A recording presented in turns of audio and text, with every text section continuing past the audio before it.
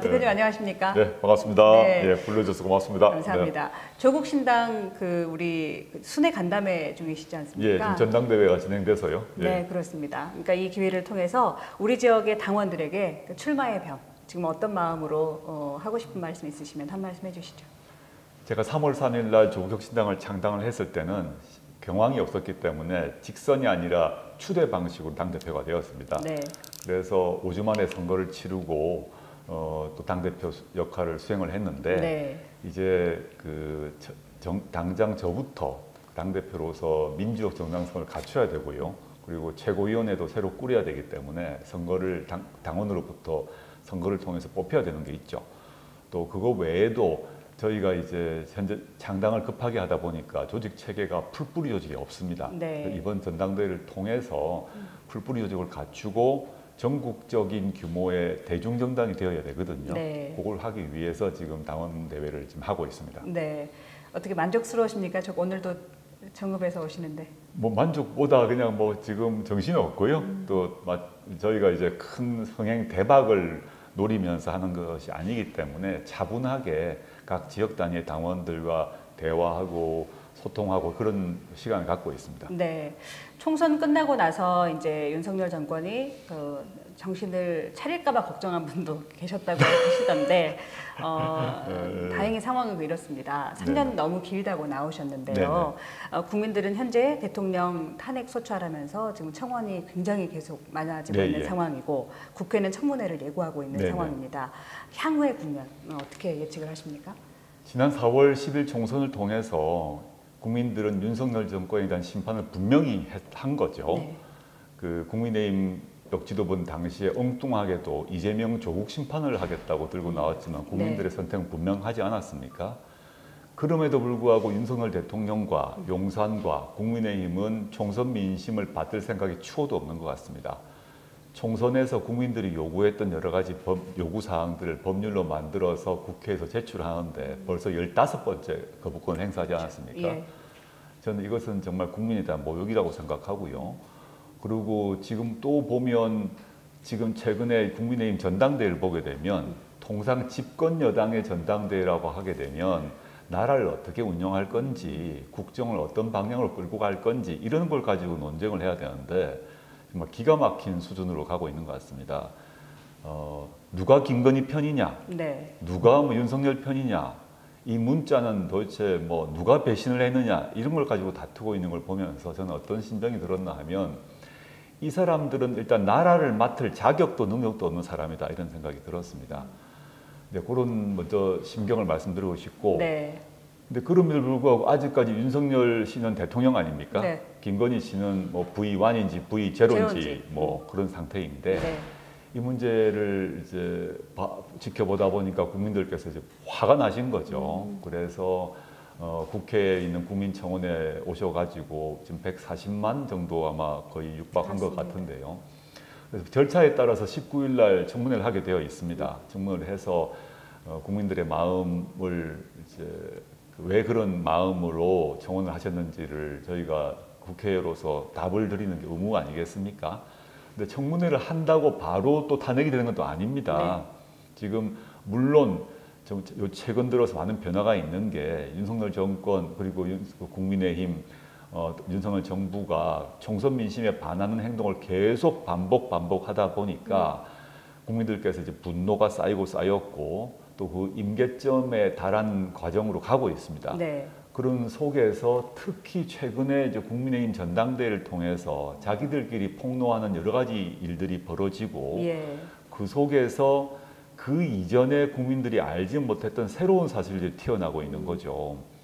서로를 공격하다 보니까 예컨대 한동훈 씨가 법무부 장관 시절에 사설 댓글팀을 운영했다라고 네. 하니까 반대로 김건희 씨도 했다라고 하고 또 지금 김건희 씨의 주가 조작 관련해서 도이치모터 주가 조작의 공범으로 유죄 판결을 받은 이종호 씨가 육성으로 VIP에게 여러 가지 로비를 하겠다라고 말한 테이프가 나오지 않았습니까? 이런 것들이 저는 아주 중대한 징조라고 보고 있습니다. 그러면 사실은 박근혜 정권이 그 탄핵을 당했을 때 비선 실세 국정농단이 트리거가 되지 않았습니까? 네네. 현 정권에도 지금 현 정권의 존립을 위협하는 국정농단 세력이 있다, 존재가 있다라고 생각을 하시는지. 저는 그렇게 있다고 확신하고요.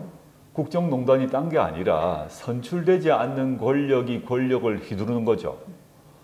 현재까지 윤석열 대통령은 적어도 형식적으로는 대선이라는 선거를 거쳤지 않습니까? 네. 그런데 김건희 씨는 우리가 뽑은 사람이 아닙니다.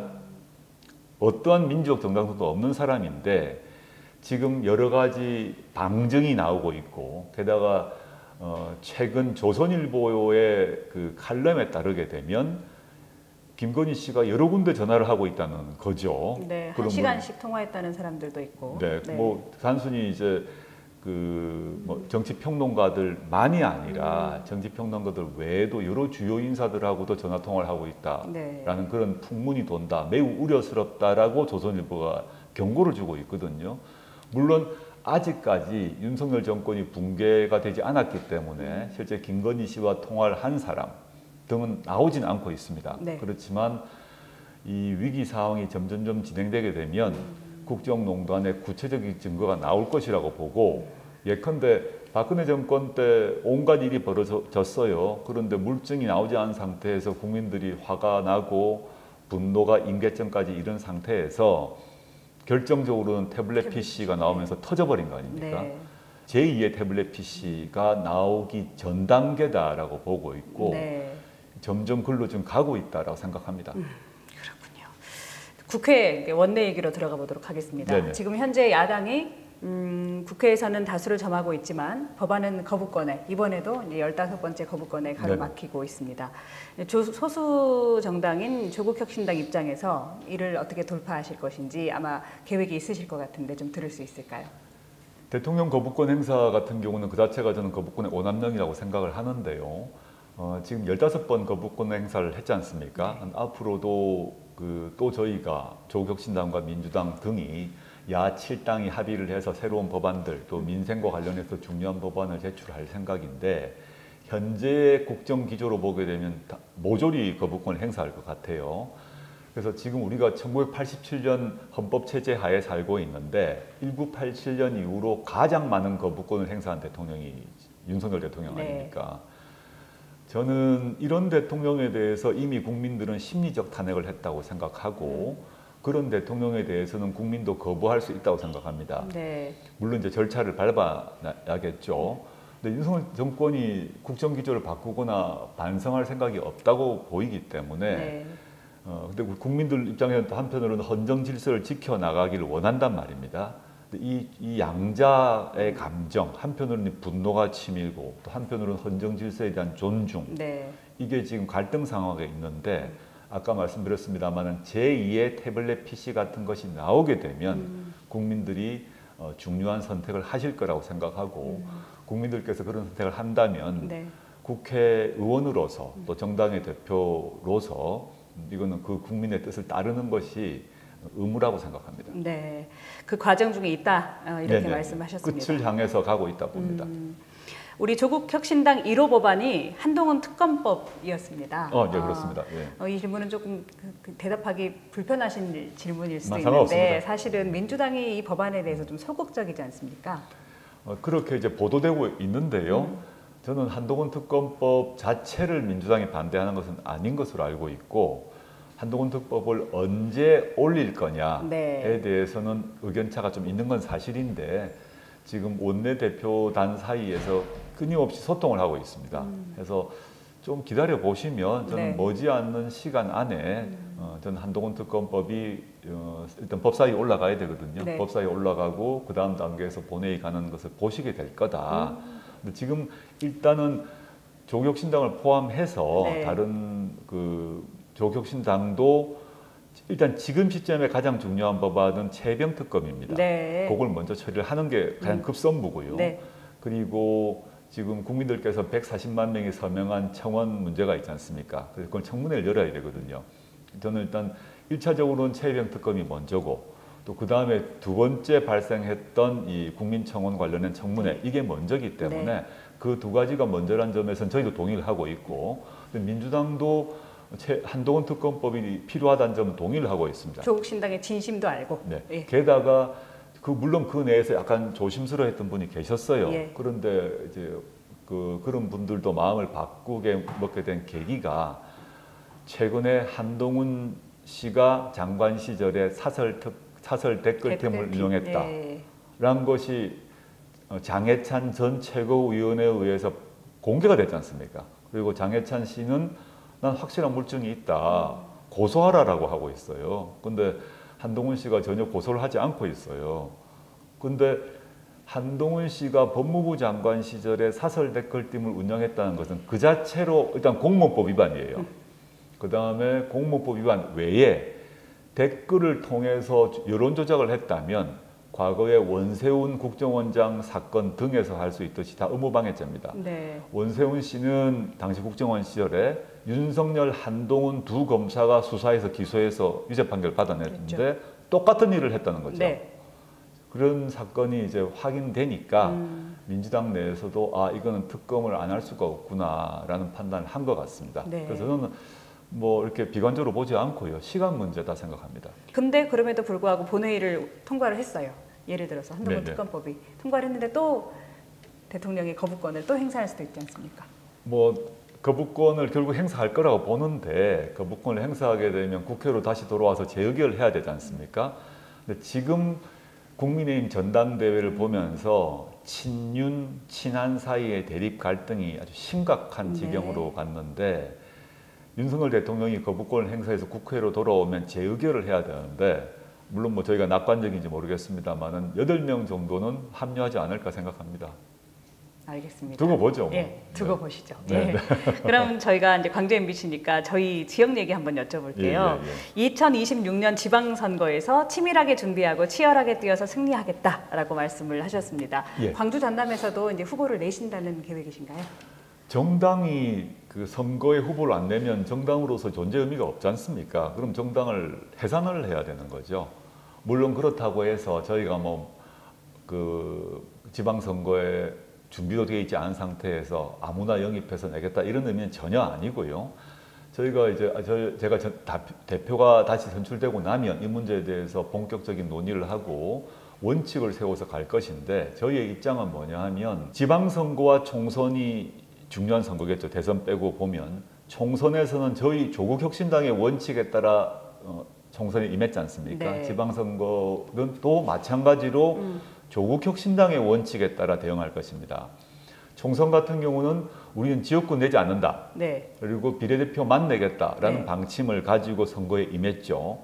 그때 기억해 보시면 당시에 그런 저희가 조국혁신당을 만들었을 때 많은 사람들이 조국혁신당이 비례대표만 내더라도 그 경우 민주당과 균열이 생겨가지고 서로 싸움이 나서 선거 질 거다고 얘기했습니다. 많은 사람들이. 결과는 전혀 반대가 됐지 않습니까? 조국혁신당도 원내 3당이 되었지만 동시에 민주당도 크게 이겼어요. 그렇습니다. 왜냐하면 투표 의지가 높아지고 투표판이 활성화되어 가지고 경쟁은 물론 했죠. 경쟁을 했지만 결과적으로 넓은 의미에서 진영으로서는 승리를 했습니다. 그렇습니다. 마찬가지로 지방선거가 다가오는데 지방선거에서 아니 지방선거에서 또 조국혁신당이 내게 되면 또 어떻게 되는 거 아니야라는 얘기를 또 하시거나 하실 분이 있을 것입니다. 네. 저는 그렇지 않다고 봅니다. 지방선거에서 예를 들어서 이제 광주 지역이니까요. 광주 호남 지역에서 지금까지 우리나라 정치 역사에서 보게 되면 광주 호남 지역 같은 경우는 민주당이 집권당이었지 않습니까? 그래서 민주당의 행정부도 지방행정부도 또 지방의회도 사실상 압도적으로 지배를 해왔지 않습니까? 네. 그러다 보니 전 두 가지 문제가 생긴 것 같습니다. 유권자 입장에서는 선택의 자유가 사실상 사라진 겁니다.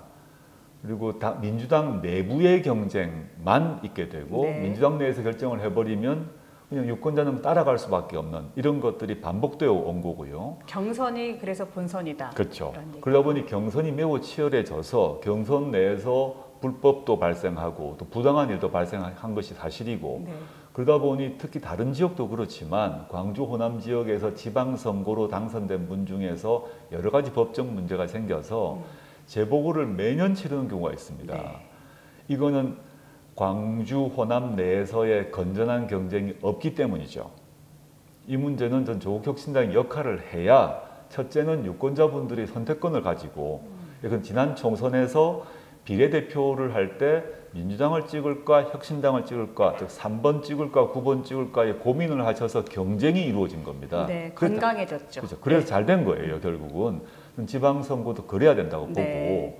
특히 이제 지방의회와 지방행정부를 생각해 보게 되면 원래 보면 지방의회와 지방행정부는 견제 관계에 있어야 됩니다. 그런데 네. 광주 호남 지역 같은 경우는 아까 말씀드렸던 동일한 이유로 한 당이 사실상 지배를 하다 보니 견제 관계가 별로 이루어지지 않는 게 있습니다. 네.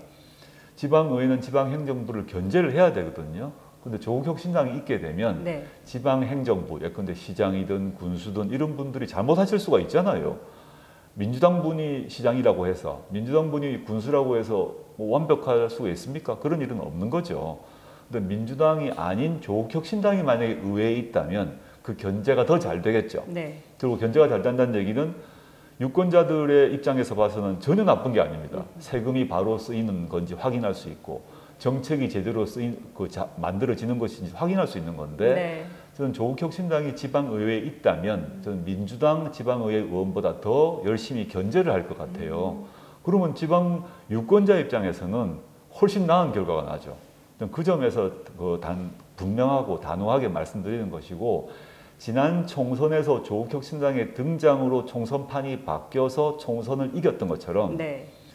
다가오는 지방선거에서도 또는 재보궐선거에서도 조국혁신당이 있어야 지방의 유권자들의 선택권이 넓어질 뿐만 아니라 네. 지방 정치가 건전하게 되고 지방 정치가 혁신한다고 저는 확신합니다. 좋습니다.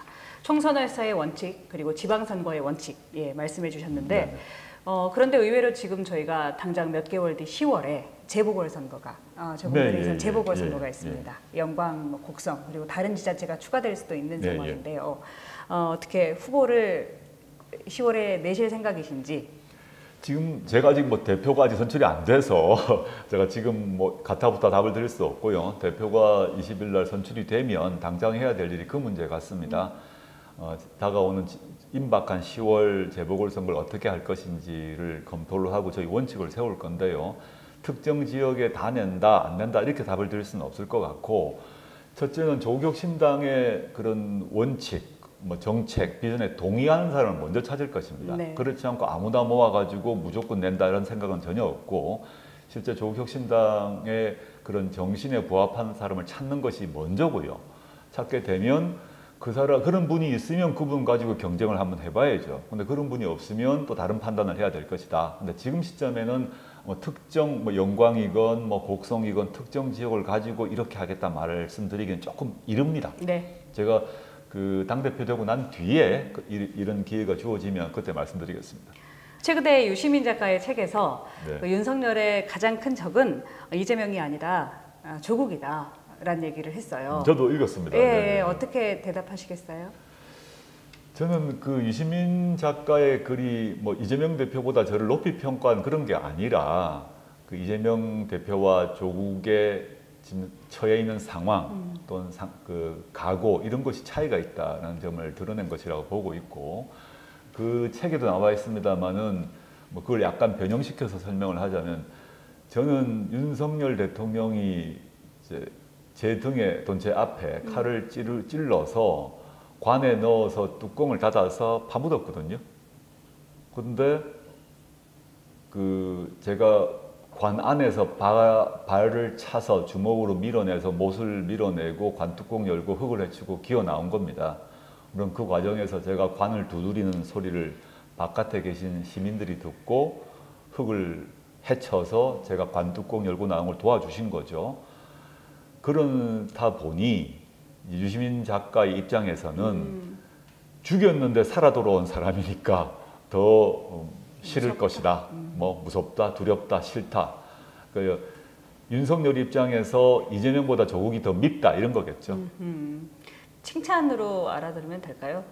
저는 칭찬이라고 보고 있고 저는 또 그런 점에서 각오나 결기는 그 정도의 비유가 적절하다 생각합니다. 네.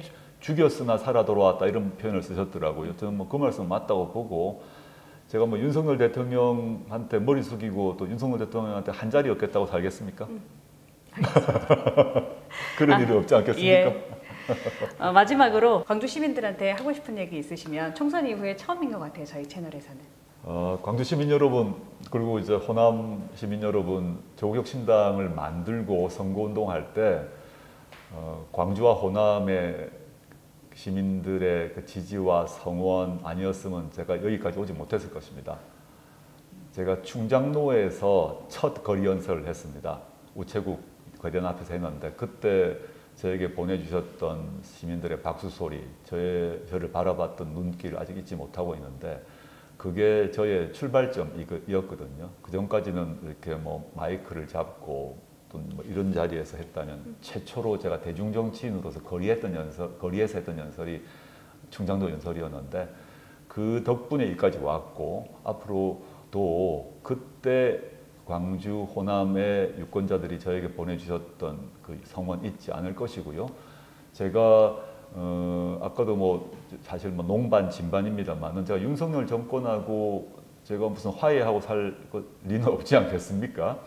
윤석열 정권의 조기종식이란 것을 목표로 삼았고 또 조기종식 이후에는 민생복지가 선진국 수준으로 보장되도록 만들겠다는 얘기를 이제 약속을 드렸습니다. 이제 지방선거가 남아 있는데 지방선거에서는 총선 뭐 대선과 다른 과제가 있는데 저는 지방선거와 관련해서는 호남의 지방정치가 혁신돼야 된다고 생각합니다. 마찬가지로 저는 예컨대 경북이 있다, 경남이 있다. 거기는 국민의힘이 일당 지배를 하고 있는 곳이거든요. 거기도 혁신돼야 합니다. 저는 단순히 뭐 호남에서 저희가 한두 자리 의석을 더 얻겠다 이런 취지가 아니라 지방선거는 지방정치의 혁신을 해야 되는데 조국혁신당이 반드시 그 역할을 하려고 합니다. 도와주십시오. 네, 알겠습니다. 귀한 시간 감사합니다. 네, 감사합니다.